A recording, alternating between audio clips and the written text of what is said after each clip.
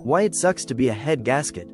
As a head gasket, you live in the most violent spot in the entire engine, crushed between the block and the cylinder head, right where every explosion happens.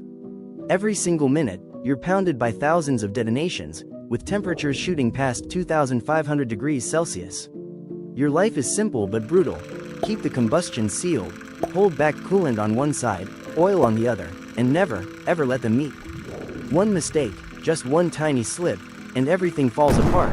White smoke pours out of the exhaust, engines overheat, and oil turns into sludge. And here's the irony, you're cheap. A brand new gasket might only cost $50, yet when you fail, the repair bill can climb into the thousands because the whole engine has to be torn apart just to get to you.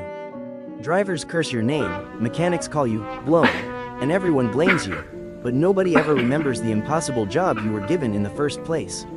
So yeah, being a head gasket sucks. You're overworked, underpaid, and always blamed.